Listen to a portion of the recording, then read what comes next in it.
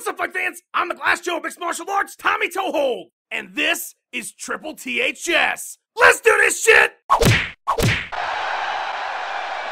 Fight fans, the biggest fight in the fucking history of combat sports is finally happening, and it's happening this Saturday. Floyd Mayweather is taking on Manny Pacquiao in the best fight of 2005. This thing is gonna do 50 fucking million pay-per-view buys. Everybody on this screen right now is gonna be rich but me. Not to mention the $100 price tag on the pay-per-view, holy shit. If only there were a way to counteract that price that would make watching the fight even more fucking awesome. Oh, that's right, there is. It's called Kountermove Fantasy Boxing at Kountermove.com. And for cards ranging from the 2nd to the 9th, we're holding a $2,500 fantasy tourney.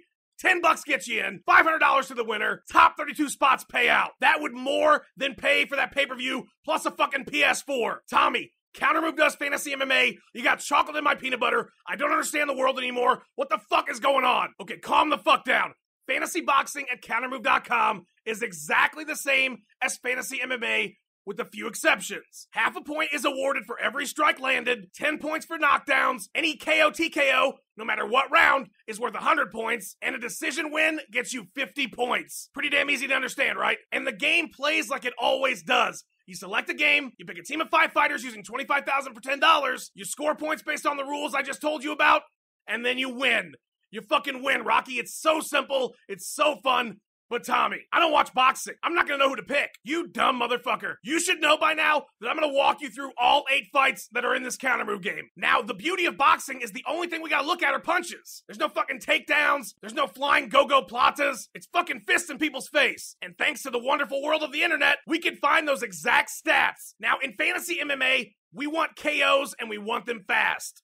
But in fantasy boxing, you want volume and a late KO for maximum points. Let's start with Jamie McDonald and Tomoki Kameda. Based solely on the stats and mathematical averages, you can still make well-informed picks without knowing much about the sport. Jamie McDonald averages about 21 strikes per round, which means minimum, he is likely to get you 73.5 points based on the average amount of time he is in the ring over the length of his career. If he gets a KO, based on the average time it takes him to get that KO in his career, you're looking at 152.5 points. Now, his opponent lands more per round and gets his KOs later on average. So in both categories, he's bringing in more points. Plus, he gets a KO 86% of the time. Not to mention, he is the odds-on favorite in Vegas.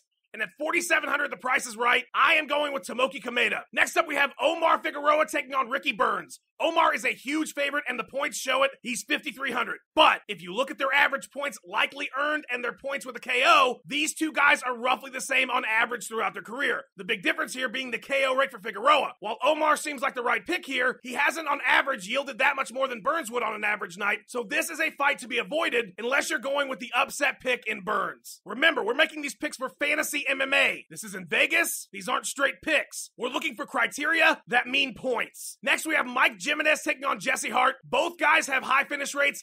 Hart's is higher, but again, the points he is yielding for 5,200 in comparison to Jimenez are not that substantial. Hart is an odds-on favorite in Vegas, but both fighters share similar records and time spent in the ring. If you have to, go with Hart.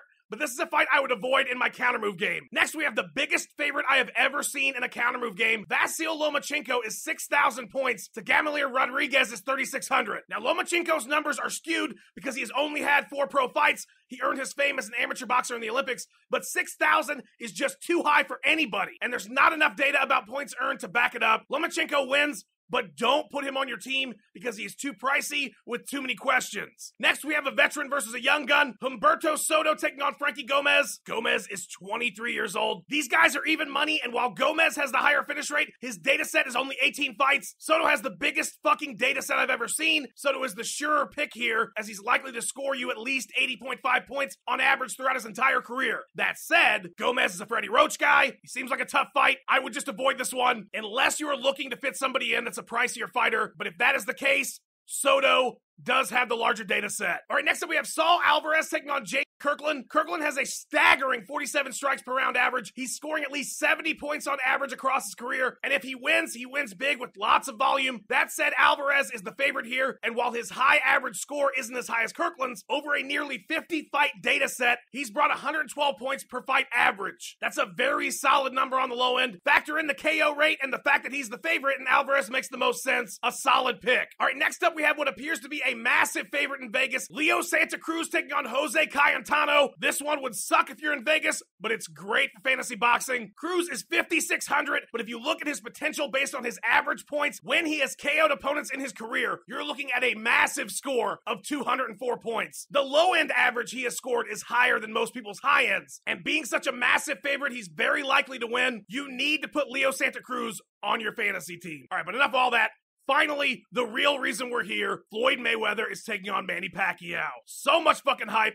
So much fucking build-up. Floyd's the favorite in Vegas. All the experts are picking him to win in a long fight, likely a decision. It sounds like the consensus is that if Pacquiao is going to win, he's going to have to win via KO in the first half of the fight, but it all seems unlikely. And from a purely fantasy scoring perspective, for 5,200, Mayweather has our highest average potential points earned with a KO because when he does finish fights, it's usually late. The minimum average scored points over his career are pretty damn high too. If Pac-Man wins, historically, he'd give you a decent score, but Mayweather is far too valuable to risk. I'm going with Mayweather via decision or a late finish. Either way, he could potentially be your top scorer. Okay, you've seen the fights. Now it's time to make your picks. You can pick whoever the fuck you want. I'm going with Floyd Mayweather, Leo Santa Cruz, Saul Alvarez, Tomoki Kameda, and my wild card, my pick that allowed me to make all those other big picks, Ricky Burns. Once you've got your team, hit the play now button, invite some friends. From now to fight night, you can change your team around. It's not locked in until the card starts. Fight fans, it is the biggest fight in the history of the world. Everybody's gonna watch it. Get all your friends that are watching with you to jump in a tourney too. It'll make the night a million times more fun. Top prize is $500. You can't beat it. For everybody at Kountermove.com, I'm Tommy Toehold. I will see you on the leaderboards. $100 fucking for a pay-per-view. Suck my fucking